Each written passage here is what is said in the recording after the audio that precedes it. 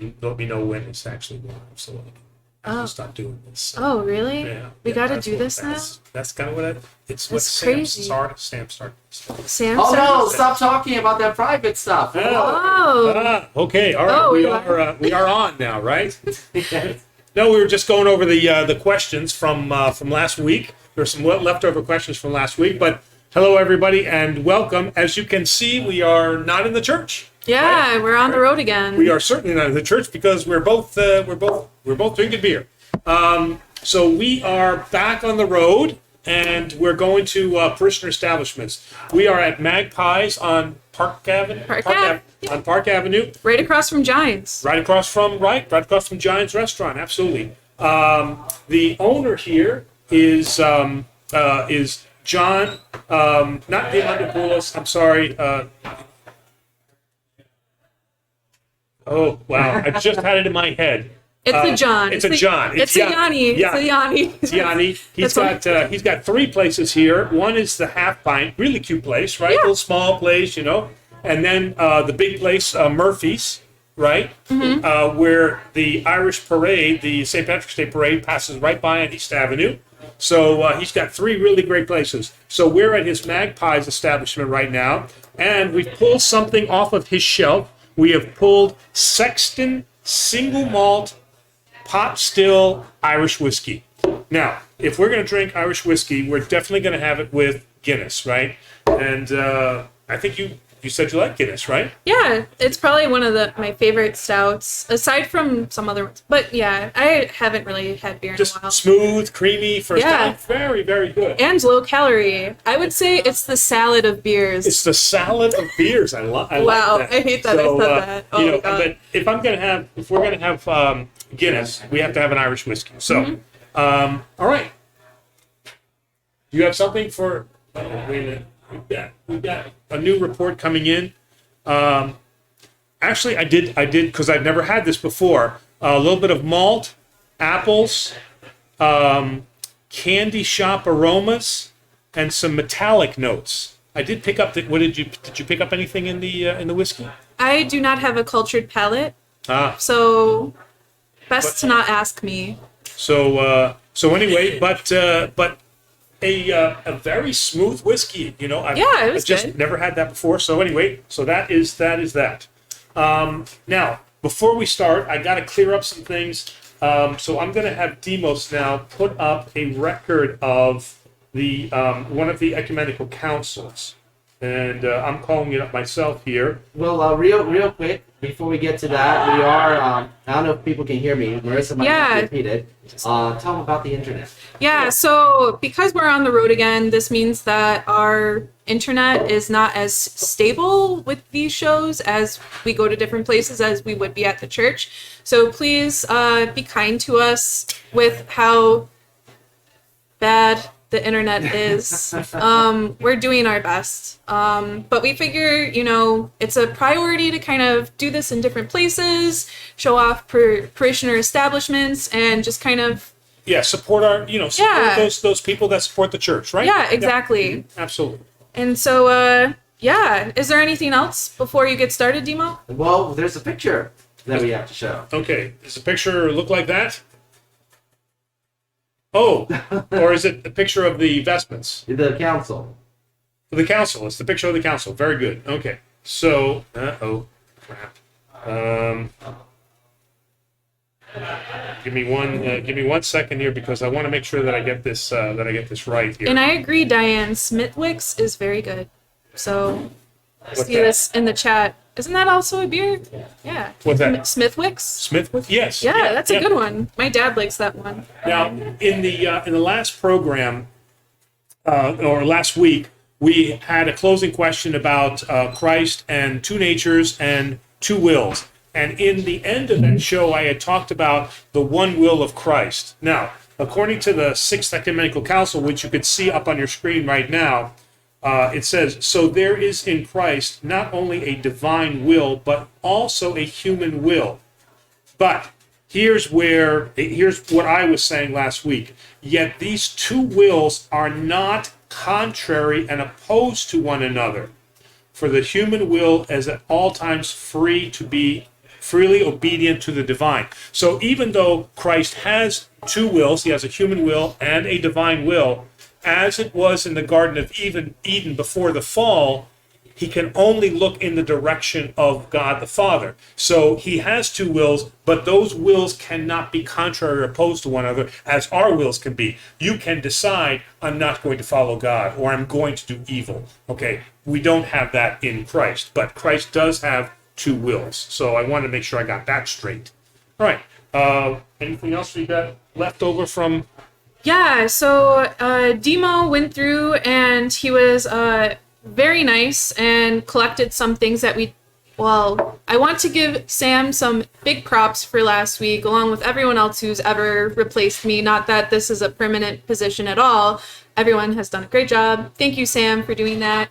But some things that got brought up that we figure we will cover and further discuss. One of them is regarding women on Mount Optos. So it's also been asked whether or not women can even go on the island, let alone, well, what if you actually cover your face with a veil? Are you still acceptable? Is it okay? Can you go on there if you have a veil? Like, what women have been on the, on the island, on the And mountain? so I think what ended up coming out was that a lot. Like some of you came on and you said actually there have been more women on there than just the Jewish women that were protected during the Nazi occupation, Or the Virgin Mary. or the Virgin Mary. But in many of those instances, those women disguised themselves. And what the argument I don't want to get into is I don't want to start chasing around deceit and deception. Okay. Mount Athos, when we were there, it was told to us that women were strictly prohibited from being on the island. Okay, and as Presbyter said last week, a big part of that was that it's the temptation of the monks, not anything wrong with the female nature or anything like that.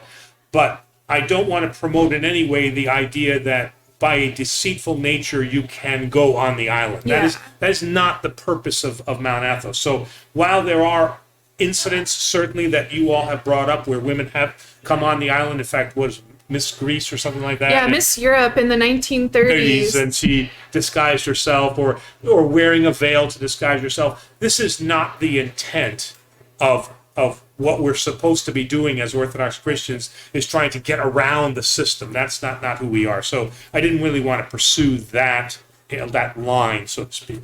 Yeah, then the second point that we wanted to bring up was something from Trench. He pretty much was asking with regard to liking the movie Some Like It Hot. So I guess one of the characters is dressed as a woman, and he says the Bible says for men to not dress like women, right? Okay, so we have to look at the intent in that.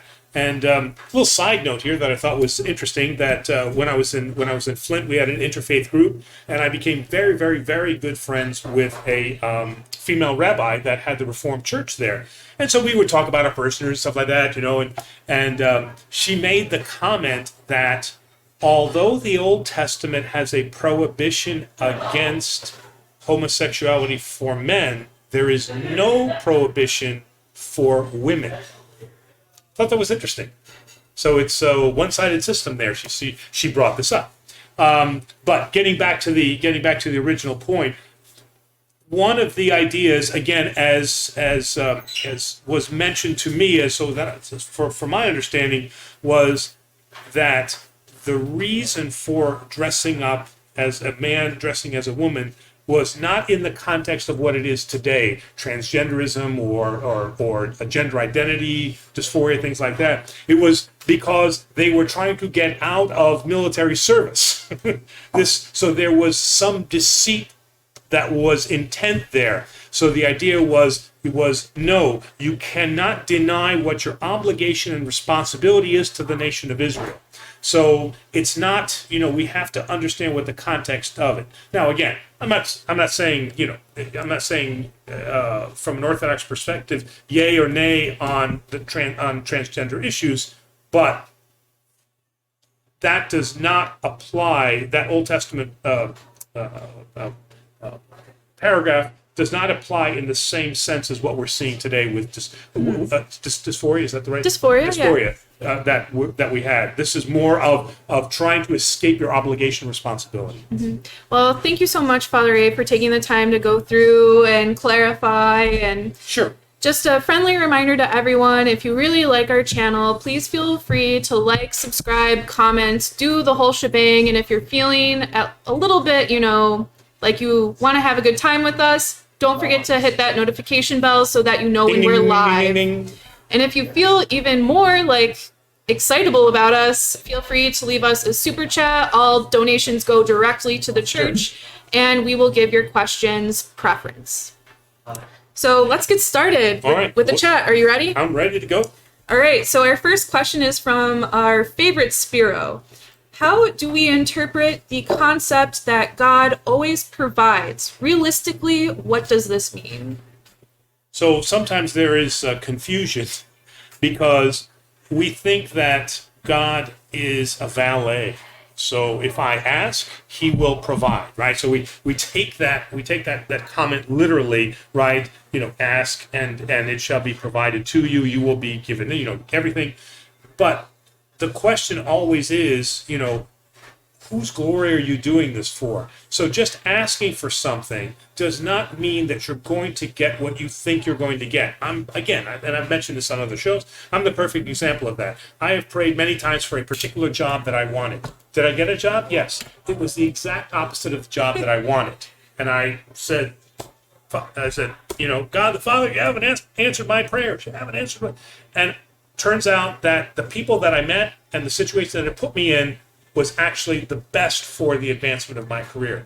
So if you are going to pray, God will provide, but he will provide what is best for you. And a lot of times you don't know what's best for you until you look. Have you ever done that? Where something happens in your life and then you look back and you go, at the time, I thought this was the stupidest thing, but I look back and I go, that lined up. It was good, right? Yeah, I think when I was younger, I definitely felt that way. And as I got older, you kind of start to not necessarily become contented in your situation, but you realize the value that it is bringing your life, So that's how we look at God will provide, but you have to be open to that, how he's going to provide for you. Mm-hmm. All right, let's see. I took my glasses off stupidly. Let's see here. A lot of people saying hello. Aaron 88-205 says, COVID happening, but what about those people who, in their strong faith, believe in his protection from anything bad? That's not testing, is it? I apologize for the chopped up question, blah, blah, blah. It's okay. Our internet is also chopped up. So, but yeah, so. Okay, it is not our place to deny factual science. Okay, we know how contagious diseases spread. We are smart enough and intelligent enough. Okay, unless you are a monk that have been granted now the divine energies of God, or that you have you have witnessed this uncreated light and you have this divine protection, then you need to understand what has been revealed to you, that here is how contagion is spread, okay? And that I have to do those things that will protect me and will protect my family and not endanger others, all right? So we're not all monks with the uncreated light. We're mortal people who live in a real world, and we have to understand that science in the Orthodox faith is the ongoing revelation of God. And he has revealed to us, here is how you treat this disease now. And here is how you behave with this disease until we can develop. And don't you think God guided the hands of those doctors and researchers who came up with the vaccine in such a short amount of time? I mean, that's a miracle in itself. If anything, I think, right, when you throw trillions and trillions of dollars at a thing, right, you can expect to see advancements. Sure, okay. You could, so not to, completely disregard, God's hand and will here at all, but, I feel confident personally, and I am excited to get that vaccine. Feel free to judge me if you want, but I am ready. Please, Lord. So again, there's, if there's nothing wrong with saying, I want to be cautious. I want to wear my mask. I want to be careful where I am. There's nothing wrong with that. That has nothing to do with your faith, all right? But at the same time, if you feel now that you don't need to do any of those things, and you happen to be, what is it, asymptomatic or not? Asymptomatic. Asymptomatic. I was going to say irresponsible. Okay, right. You're asymptomatic, you're irresponsible, and you give it to somebody now who is with a pre-existing condition, and they suffer some kind of illness. You're responsible to God for that. Yeah. So we have to be careful. I would also want to address, given that this question was brought up, we are in a public place right now. So, like, what are your thoughts on this? You know, taking it on the road. What are, for people who might be curious, what is our risk right now by being here? So we are being cautious because we have been given a designated area where people don't come and parade through. I mean, you can hear them in the background, but we picked. In fact, that's why we didn't go to Half Pint. Yeah. Because Half Pint would have put us in that kind of zone where we would have been around other people. But here at Magpies, we have a separate area where we are isolated and socially distanced from those people. Mm-hmm. And you've taken a test, I've taken a test, so we know each other, okay? And we're socially distanced from our producer. So real quick, we're getting a lot of messages that our internet, the connection is terrible. Nobody's getting anything. So what I'm suggesting is, and I just posted this, we'll answer the questions that we've received so far tonight.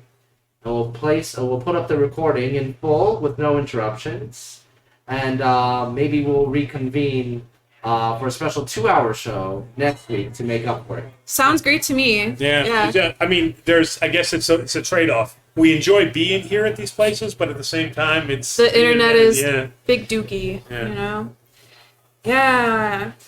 Going on into these questions. The next question is from Marcia Magic, and she very bluntly asks, does the Bible allow alcohol? Also a very apt question for our current setting. This question is it's not funny like haha funny, but we recorded today our next series of the virtual Sunday school that we're doing because kids can't be in Sunday school. And you know what it was? Wedding of Cana. What happened at the Wedding of Cana? What happened? What happened? Jesus Christ performed his first miracle. And that first miracle was to turn 6 stone jars, each with 50 gallons of water, into wine. Yeah. Okay, so it's not like he said, "Oh, your glass is out of wine. Let me fill that for you." 50 gallons times 6. That's a lot of gallons. That is a lot. There is nothing, and the word that was used in the gospel is eno. Eno is the Greek word for wine. Not Greek juice, not Welch's, not krasi, which is a mixture of water and wine. So Jesus had no issue with alcohol, but what he had an issue with, can you guess? Probably abuse of alcohol. Abuse, drunkenness. That is, so there was, historically in our church, in fact, it's in the canons of the church, it must be wine for communion, for Holy Communion.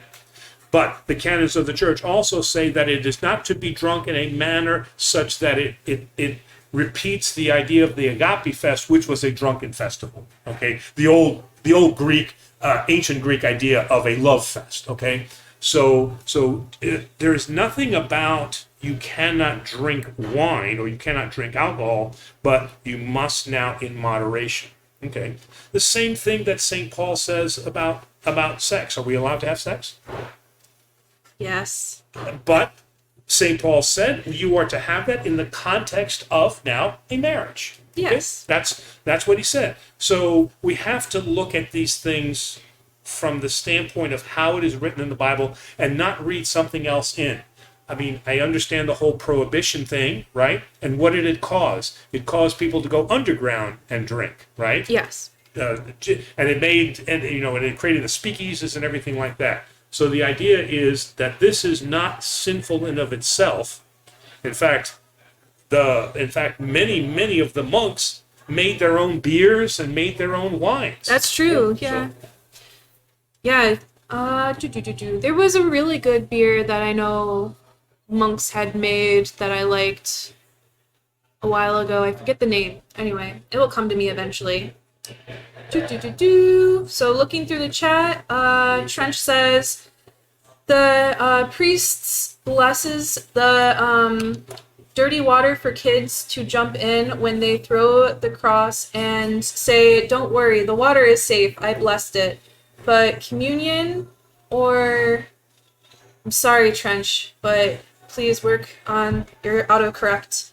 Or MAKS, they say, "Wait, we can't test God."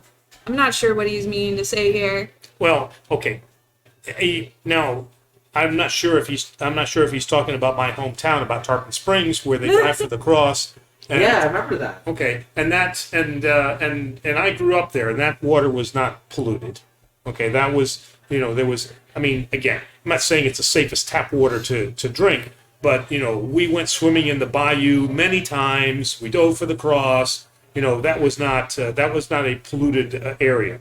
Any priest that says, I have blessed this water and it's clearly dirty and polluted, then I believe that priest is committing an irresponsible act. Okay, God doesn't grant the blessing just because it comes out of your mouth. All right. So we have certain people that have that charisma, that have that grace. Just because you say it doesn't necessarily mean, it's there's I'm trying to remember. Demos would know the movie. It was so funny. It was hilarious. The devil comes out. It was a wet vampire. That's what it was. It was the vampire comes down, and the guy holds the cross up, and he says, "Be gone!" And the devil just puts his hand on the cross and goes, "You have to believe first." Oh, I thought that was so hilarious. That is pretty funny.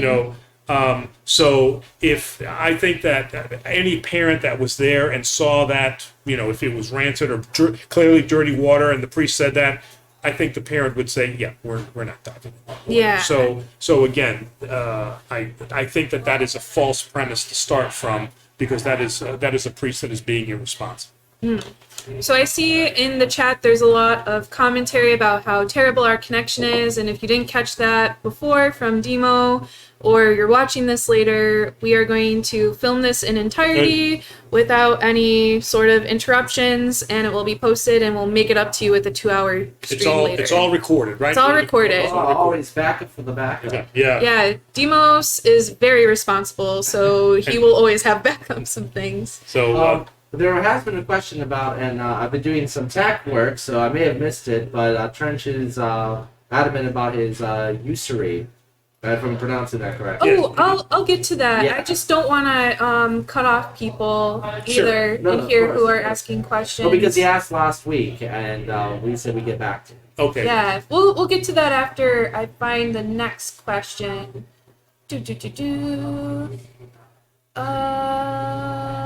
Sorry everybody, please pardon me. What does Orthodoxy say about putting our faith, quote unquote, or trust into political leaders? This question is asked by Laura Costa.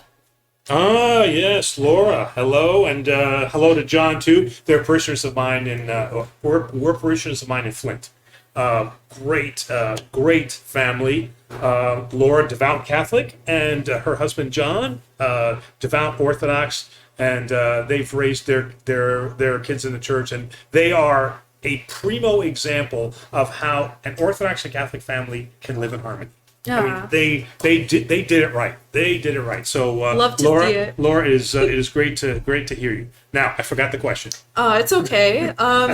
She's asking about what Orthodoxy's take is on putting our faith or trust into political leaders. So our divine liturgy every week says, right?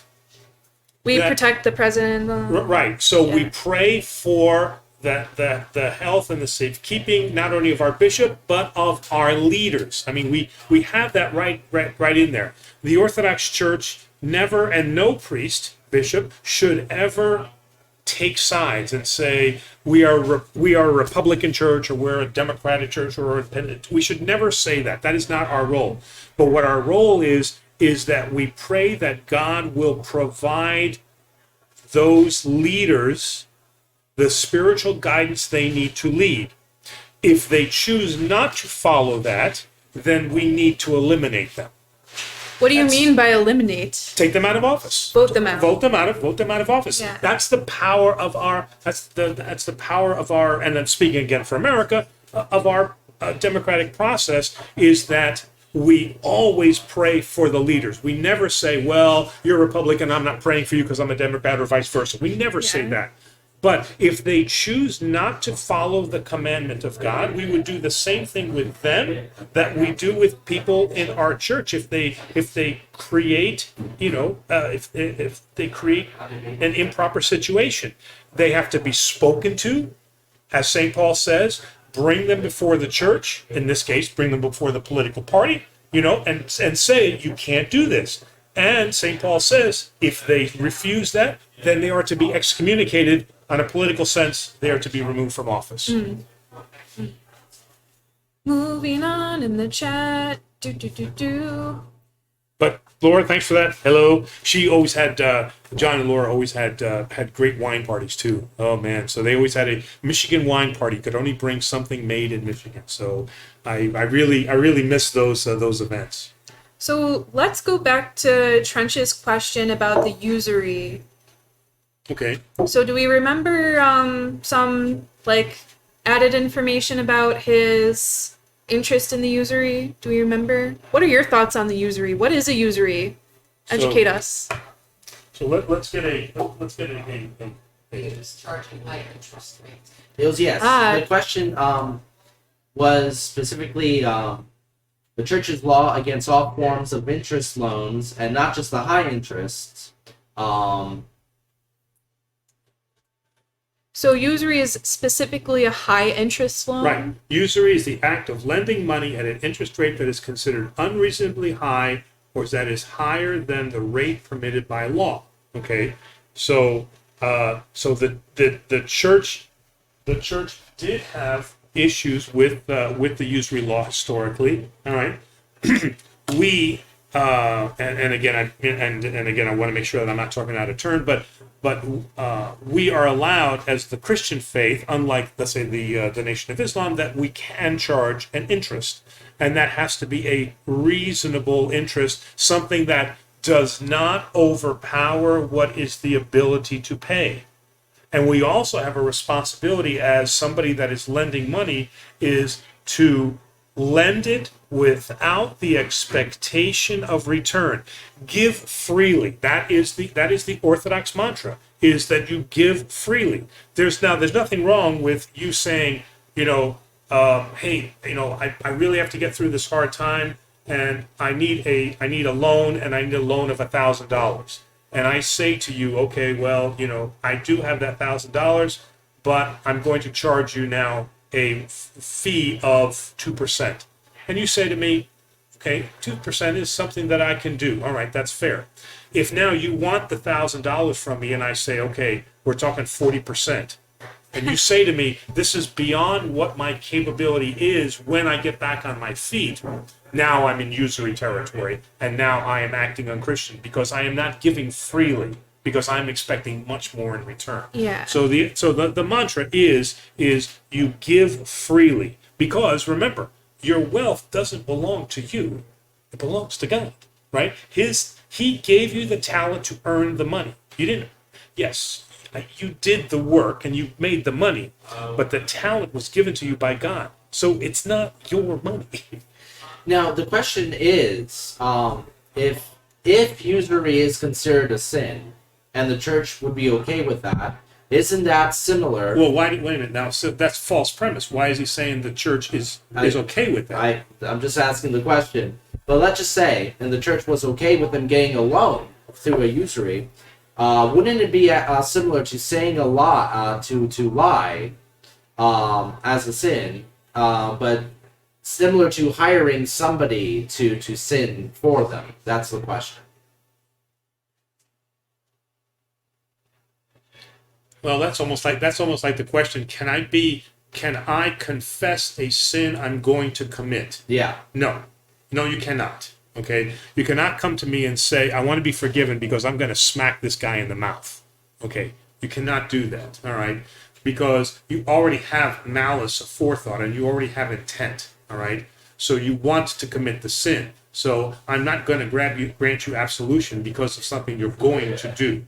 And that kind of falls into this same area, that I'm not going to do the sin. I'm going to get you to do the sin, so you're responsible. No, it doesn't work that way. I mean, Christianity is not a legalistic faith. It is a faith of spirit and intent.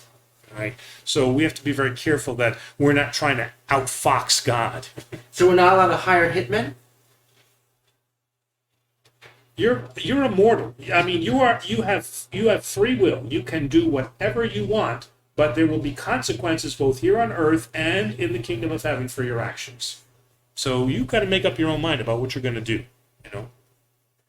But if somebody does come to me and they say, Father, I really hate this person and I want to kill them, it is my priestly duty to examine that and to talk them off the ledge, so to speak. All right? Where the priest's difficulty comes in that if I feel that my efforts have been unsuccessful and that I have reason to believe that this person now is going to, let's say, harm his wife, all right, then I have a responsibility to decide, one, how serious do I think that intent is? And then if I feel that there is a serious intent to do her harm, that I have a responsibility, to at least let her know that she should leave the house or something like that. I can't call the police and say arrest this man because we're not thought police, right? I can't do anything of that. But I have to carefully assess the situation, and if I feel that there is a serious intent that she is going to be harmed, or he could be, right? Then there is a responsibility on my part. So this idea of the veil of confession. In fact, and again, I'm pretty sure it's here in Michigan, in New York, but I know that in Michigan, if you divulge anything to me that is related to the molestation or the abuse of a child, you no longer are covered under the... You're considered a mandated reporter. I'm a mandated That's the reporter. term. Right. Yeah. Oh, yeah. Thank you. Very good. Yeah. Very good. Yeah. The next question is from Chrissy Ray. Hello, Father and Marissa. Is it appropriate to receive communion from a local non-denominational church while starting catechumen class through Eastern Orthodoxy? Sure. You're not Orthodox. You're not Orthodox yet? You're Why Orthodox. not? So if that's, again, always treat it with the respect that it's due. In most non-denominational churches, it is a remembrance act only. It is not what we would consider, or Catholics would consider, Holy Communion. It is not Eucharist. Okay, so in that sense, you are not Orthodox. Yes, absolutely, partake. But once you do become Orthodox, then you're done. The next question is from Alligator, cute name.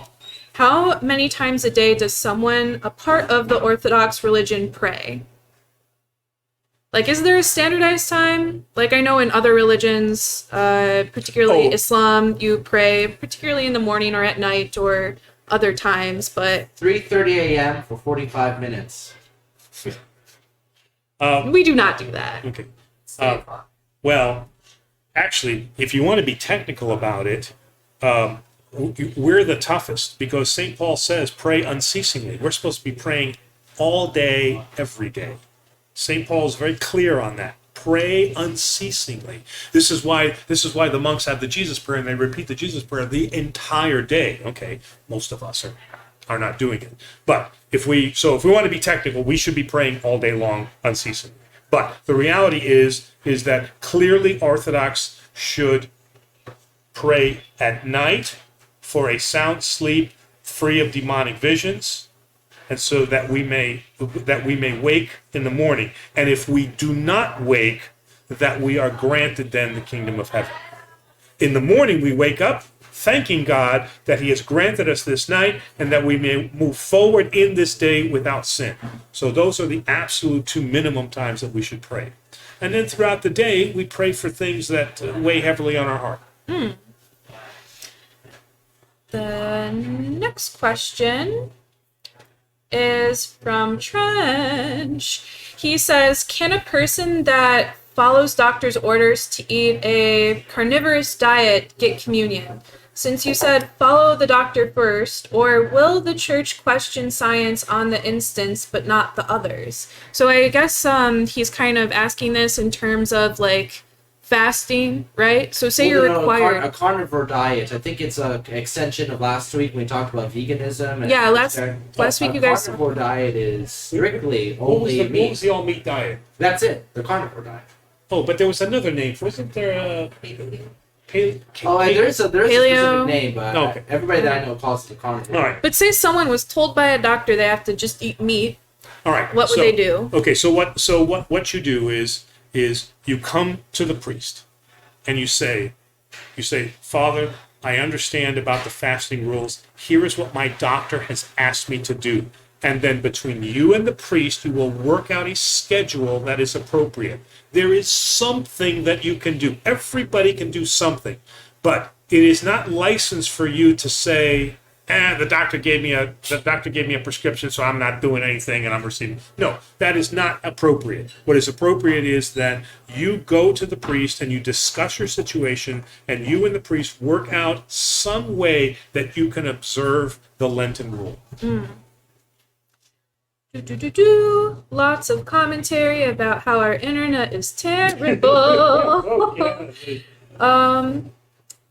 It's the double-edged sword of being in a cool place and Yeah. It literally is called the carnivore diet. it is carnivore. Yeah. Okay.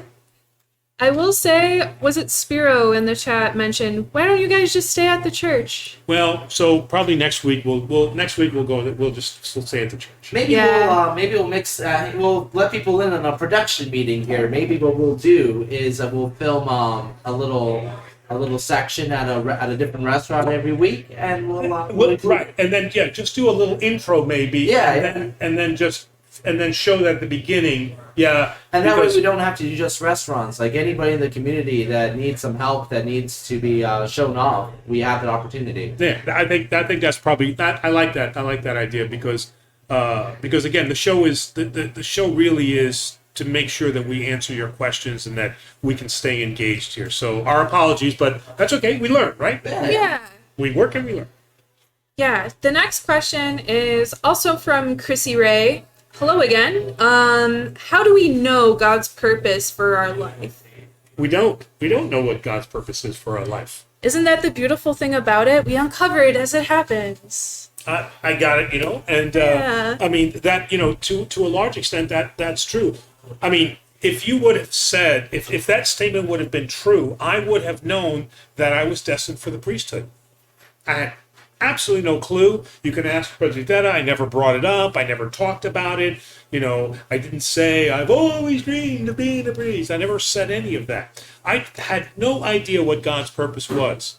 But, I learned from my spiritual father that you have to be open to what God has in mind. Mm-hmm.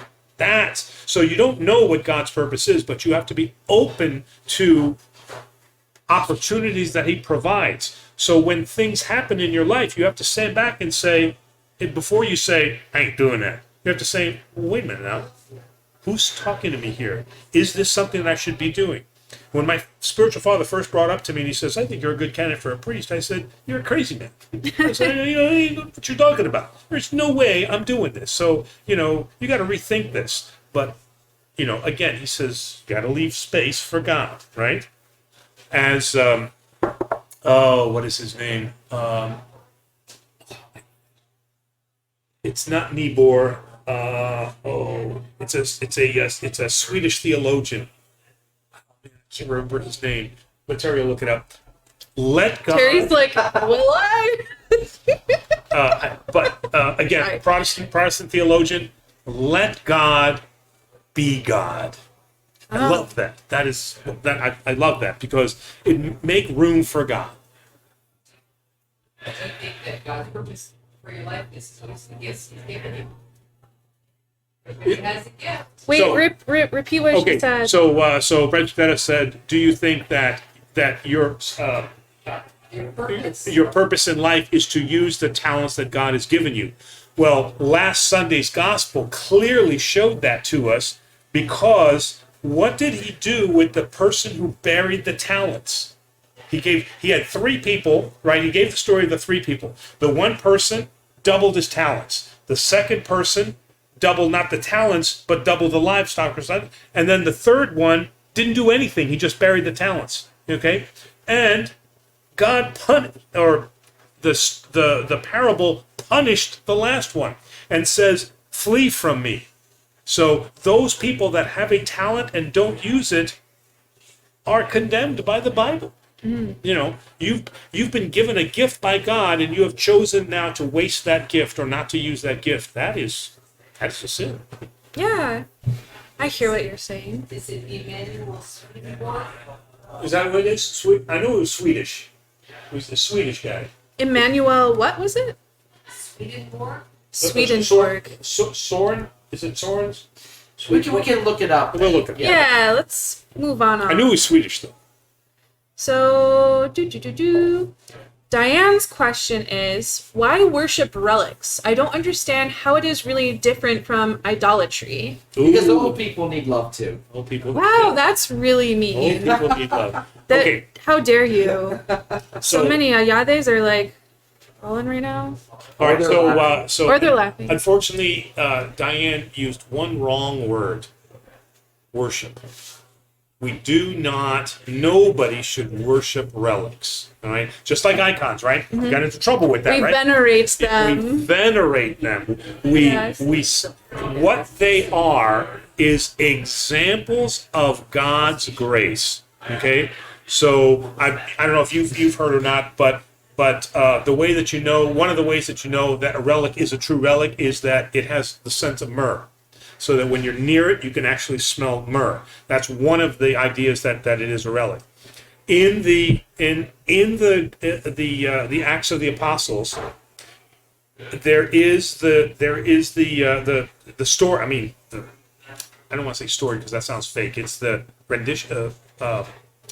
When they're speaking of their adventures. It's Recollection. recollect. Thank you. Yeah. Okay, there is a recollection in there that Peter now used part of his clothing. There was a handkerchief, and that handkerchief then was able to provide the healing. There was grace in that object. Okay, so in the New Testament, we actually have, and in fact, I think I'm trying to remember whether it's Acts 2 or 5 or 6, or I'm not good with that, but there is evidence now that holy relics do have the grace of God. They're not objects in of themselves of power. It's not like if I possess this now, I have power. Like that whole what was goofy was Indiana Jones. That if he had the ark, or if he had this, that he would rule the world. We don't believe in any of that. But the only way that, or the major way that relics are important to us is that they are manifestations and evidence of God's grace and energy, not his essence, but his energy. Okay? And clearly we do not worship anything but Father, Son, Holy Spirit. Mary included. It's true. Moving on in the chat, our next question or statement, I haven't read this yet, is from Caleb. He says, "Hi, Father, it's me again. I have still been battling with doubt and solipsism. For me, I feel that if I cannot know what my senses aren't deceiving me, then I cannot serve God, which leads to hell. Please help me. It's like I have to hope everything around me is real, and I have to hope God is real, and I don't want to gamble in my belief." What can we do to help Caleb with their faith? And I'm remembering because Caleb had the Matrix idea, the brain in the vat. Yes, Okay. yeah. All right. And one of the things to understand there is that if everything is non-existent, then what we would create in our minds would not be unhappy. We wouldn't create death. We wouldn't create events that could harm us. We wouldn't create destruction and things like that. But when we look around, we see, mankind's inhumanity to man. We see weapons of destruction. We see people that die around us. We see cancer. So all of these things now show us that there is something outside of ourselves. All right. So in that sense, we are not just, this is not all just a dream. There is a reality here. All right. Now taking that, okay, now the question becomes, okay, so now that I know that I am, I think, therefore I am, okay, now does God exist? Okay, so God shows himself and reveals himself in everyone's life. We just have to be open to that reception. Are we willing to now be able to let God influence our lives and let him be seen? This is why the transfiguration event on the Mount was so important, because there was doubt on the part of the apostles, and he took his premier apostles, his closest apostles, and he transfigured before them and said, I'm showing you now who I am. So the apostles had doubt. I know that Caleb struggles specifically with this idea of doubt and feels that doubt is antithetical to Christian religion. It is not. We are allowed to doubt. St. John Chrysostom tells us to doubt, but to explore that doubt and to explain it, not to stay in doubt, right? If you're, as a scientist, right, okay, you hypothesize, right? Sure. You create a hypothesis, okay, and then you seek now to prove out that hypothesis. You don't stay with the hypothesis, say, well, I don't know, maybe it's true, I don't know. And you don't sit when your hypothesis juices, right? You now try to prove it. If it now does not prove out, then you change the hypothesis and you retry and you retest. Yeah. Okay? This is the same, to some extent, this is the same thing that we're doing. There is I have a doubt about God. Why do I doubt God? Because this didn't happen, or this happened, or this didn't happen. All right? Hypothesis. Let's work that out. Christianity has been doing this through the Holy Fathers for, 1700 years. And so there is much to be said about the fact that it is important it's not important. It is okay to doubt, but that doubt must lead you on a journey, and that journey has to have a conclusion. You must either prove your hypothesis or not, but you cannot wallow in that hypothesis. That leads to depression. Mm-hmm. Yeah, well, thank you for staying with us, Caleb. I have thought about you and prayed for you since I last saw you in the chat, and I'm glad to see your name back. One thing I would also add to what Father A said, I would think about what caused this spiral of doubt for you. What caused it? Maybe if you explore that a bit more, it will help lead you through the doubt. That's all I want to add, but we're thinking about you. You said we're praying about it. We're praying. For it, yeah. We're praying, and I am also thinking. Well, you have to think to pray. I think, therefore I pray. Yeah, there we go. Well, there's if you have the set of thinking, praying is a subset of that, so you should say praying to be more specific, but going on. Trench says, some questions about transcribing these videos and stuff. Demos is dealing with that. The second part is yes. interesting. Yeah, I'm just trying to catch up in this chat, but Trench asks, since the church goes with organization/companies names that the meaning does it not side with translated my saint Monsanto? If not, then is the church against saints? Wow. Well, I mean, the statement is so he must have presented an example of Monsanto. My saints. I think, my saints. I think he goes on. Obviously, the church is not against saints, but should go deeper into what the company stands for. So when he says company, is he talking about a company or the church? Monsanto, the Monsanto. Yeah. Monsanto, the company. Yeah. So Monsanto is and that's the origin of the Monsanto name. Sacred Mountain is specifically, but I've heard by saints as well. So, Yeah. but I It mean, comes from a religious okay, so Place.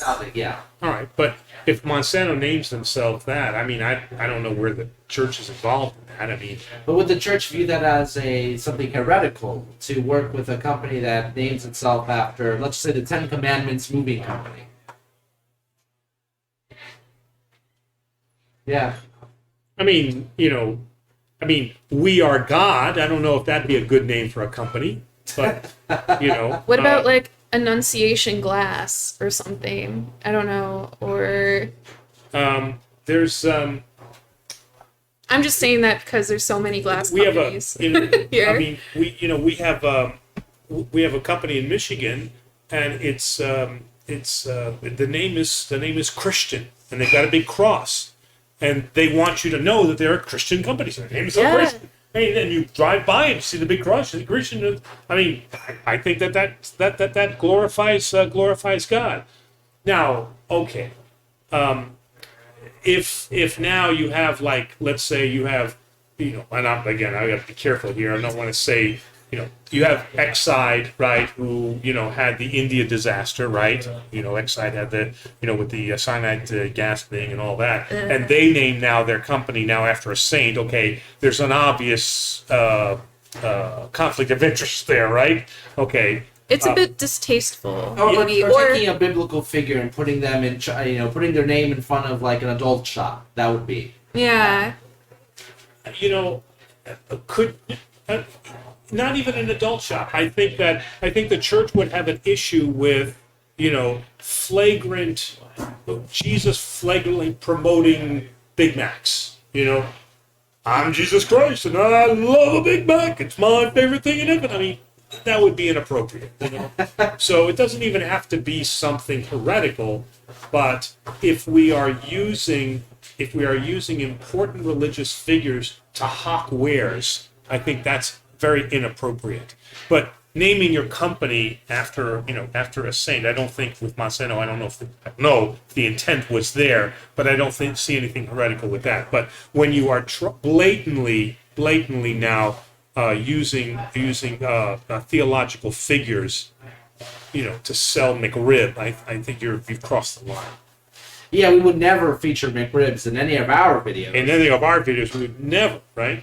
I know, but Demos, that's a good point, because when we were making the temptation in the desert, Demos was the first one to say, Father Angelo, I don't want you portraying Jesus. This is inappropriate. I don't want our parishioner, portraying Satan in his essence. That is inappropriate. So what did he do? He said, we're going to tell the story another way. We're going to start with Larry.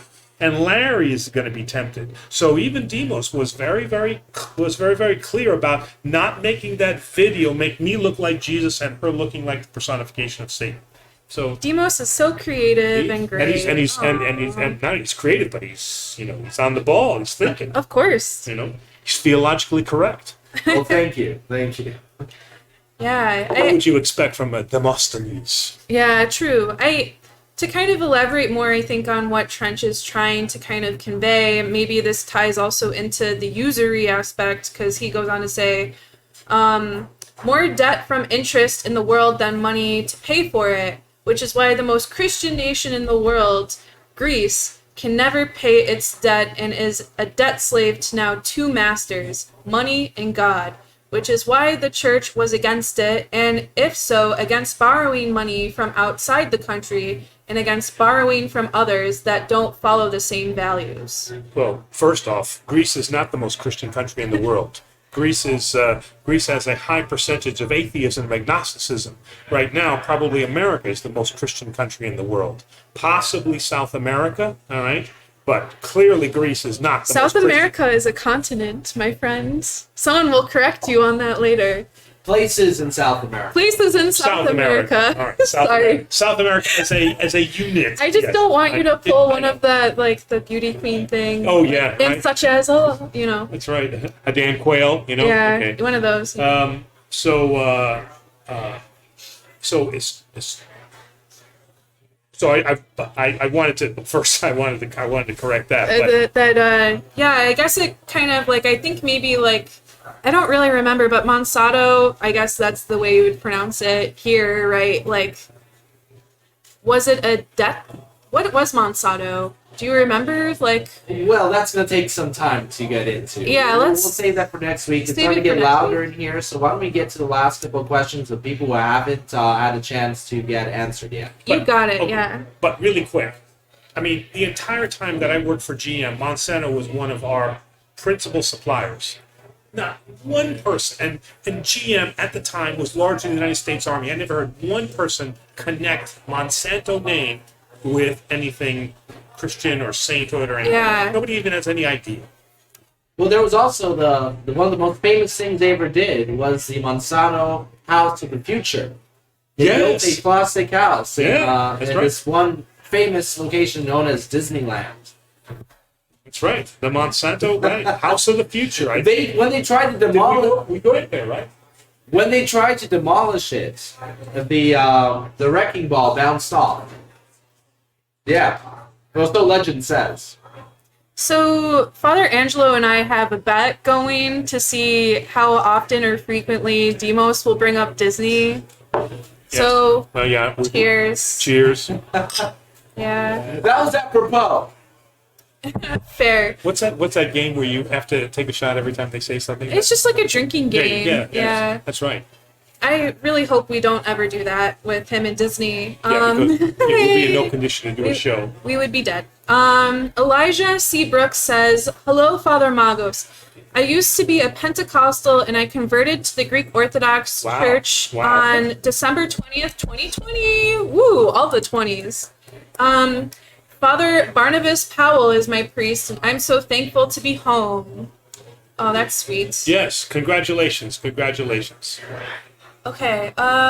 Trench also clarifies. Perhaps it boils down to just,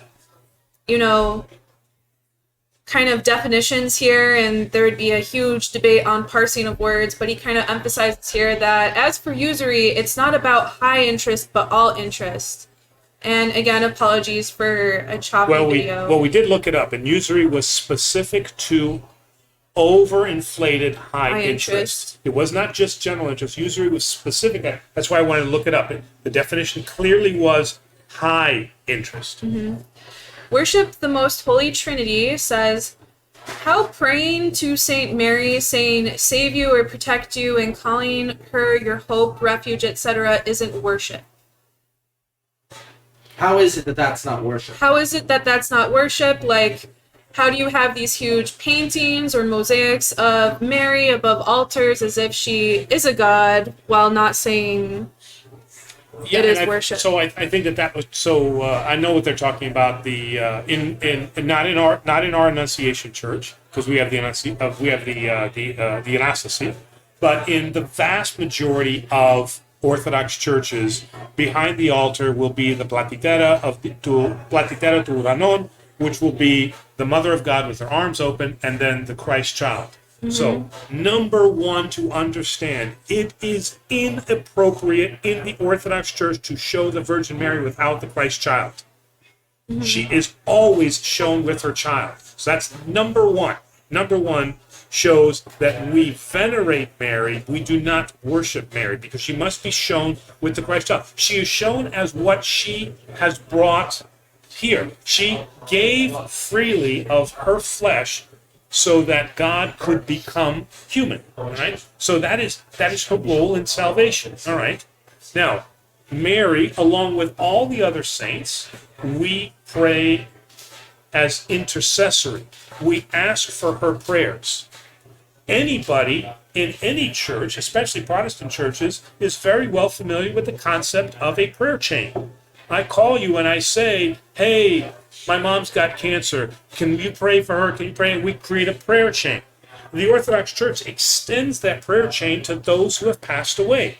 That's the only difference. It's still an enlarged prayer chain, but it's not just the church militant, it is the church triumphant. Mary is part of that. She's not above the saints, she's not below the saints, but her role in salvation was to grant flesh to now the Son of God, which is what she did. So in the Orthodox Church, the reason the Platitera is there, the reason the Virgin Mary is there is because there is no more beautiful sight than to walk into a church and to see the Mother of God with her arms outstretched and her Son now granting you the blessing. I mean, that is as a child, who do we normally run to? Run to our mother. I mean, we understand the Father and all that, but it is our instinctive nature from childhood that we run to our mother. All right? So in that sense, we are not elevating her to any special position, but we are granting her and saying, thank you, Virgin Mary, for granting your flesh so that God could become incarnate and grant us and give us the ability that we can look upon the face of God through Jesus Christ. Isn't she also portrayed in icons with the Holy Spirit and at her own nativity without Jesus? Like even our icon of Holy Mary, right on the sleigh, it's her and the Holy Spirit. And the Holy Spirit. Yeah. Okay, yes, I guess you're right. That would be one instance. I don't think that Christ is in that particular icon. So that would be an example where she's not. But it is not her alone, right? Yeah. The action of the Trinity is present even in that icon. So those people that say you over-elevate Mary or you pray to Mary, they don't understand the Orthodox faith. She is part of our intercessory prayer. She's part of our prayer chain. Why don't we close with Ethan? Yes, I was just going to get to that. So Ethan's question is, how much should you eat during a fast? Right? Because you would think, like, you're fasting, you shouldn't eat at all. Like, intermittent fasting is a huge trend right now, and you're not supposed to eat for however many hours. Like, can you still eat while doing an Orthodox fast? It's 40 days. You better eat something. You got to. You got to eat something. Okay, the idea is leave, as I was taught at the seminary, leave the table hungry. Always leave hungry. And portion control. You know, put it on your plate and take a third away. Yeah. Well, but Well, since we're about to close and we obviously we've had bad internet. yeah, We I feel so bad. We have a brand new person who just made a comment, so I wanna reach out to Bob L. here. Yes, I see Bob. Bob L says, hi. What about Bob? Yeah, right. What about Bob? Well, Bob says, I'll tell you what about Bob, because he says, hi, as someone who has spent my whole life as an agnostic, growing up in an environment against faith and God in general, I've been a bit hesitant to seek out and explore more about Orthodoxy, as I feel people around me would be judgmental and question me. So as I've recently found the calling to take God into my heart, I'm a bit torn. I don't want to risk being looked down upon. So I don't know what to do. Could I keep my faith private, practice it on my own or among people unrelated to loved ones? Or is that negatively received within the Orthodox Christian community? Well, Bob, that is a great question. It's a good question. It's a great question. And so I'm going to tell you something that a lot of people don't want to hear, but it is a tenet of both the Orthodox and the Catholic Church. There is no salvation outside the church. A lot of people don't want to hear that, but that is our doctrine. But it needs to be explained. You cannot be saved by yourself. You are saved in a community of believers. If you break down the word ecclesia, it means, right, ek, okay, and lai, it is those who are called out. So, right, ecclesi is an invitation to be called, all right? So ecclesia is not church building. Naos, if you go to Greece, right? If you go to Greece and you see a sign, leading you to the church, it doesn't say ecclesia, it says nao. Naos is the actual building, right? Ecclesia is the people. It's the people. Yeah. So you must be saved in the community of believers. That's what it says in the Bible. That's what it says in our theology. So the answer to your question, unfortunately, is no, you cannot be a faith unto yourself. What you have to find, though, is you have to find as probably you and I have both experienced, you have to find the right community. Yeah. Not every community is a welcoming community. I mean, you know, when I got out of the military and Terry and I came back, we were looking for a church. We went through several Orthodox churches that were very judgmental, and we finally found one that was exactly what it is that we needed. So, Bob, you're gonna find some difficulty. It's gonna be painful. It's gonna be a painful journey. But the answer is no. You cannot be saved by yourself. This journey cannot be done alone. But you're just gonna have to put the work in to find a community that doesn't judge you. And there's plenty of communities out there that are very welcoming and that want to help you on this journey. And I hope you have the courage and bravery to be your true self with the people you care about as well. Yeah, don't be fake. Right. Yeah. Definitely don't be fake. Not even that. Don't do that to yourself and the people around you. Let yourself and the people around you celebrate your talents, right? Right. Even, it might be hard initially, but at the end of the day, it's always for the best. And I guess with that, we will sign off. I gotta close this.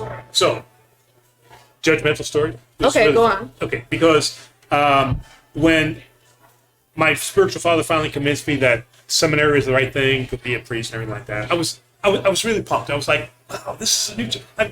I'm so excited. Mm-hmm. So I went into coffee hour, and one of the Grigadas was there, one of the Yagas was there, And I told her in Greek, and I says, I'm so excited. I'm going to be a priest. I'm going to study to be a priest. She looks at me, and she shakes her head, and she says, no, honey, you too old man to be priest. And I remember going back to my spiritual father and saying, I can't be a priest. I didn't know. I'm too old. And he goes, who told you that? And I told him, and he goes, and you're going to listen to her over me. So there was a little judgmental there. You cannot be a priest. You too old. But yeah, I guess with that, everyone watching, go into the next day and every month with the same sort of courage to be your true self. Right. And we'll be back in the church next week. Yeah, we'll be back in the church next week with a 2-hour-long session for you to make up for all the terrible internet here today. And if you didn't hear me in the beginning, please like and subscribe and hit the bell so that you can know when to hang out with us on Thursdays. So the full version of tonight's video will be up in about an hour or so. Yes, so if you are having trouble viewing this video, please do not fret. Demos is awesome, and we'll put up the video in about an hour. The full, non-breaking up, awkward, kind of video, but one that's smooth and clean, and you can watch it to your heart's content. Awesome. But yeah, with that, any last words? Nope. Marissa, I think it's, again, Sam is good, John is good, but it's always great to have you here as the co-pilot. So. Yeah, you're sweet. Thank you. But yeah, kudos to them, and I want to sincerely thank them for helping me out, and, yeah, they're great. You guys are killing it, so keep it up. If you want to do it, just let me know, You can take my spot, it's fine. Good. So we'll see you all next week then, at the church. Yeah. Bye. Kalinik tasas. Kalinik tasas.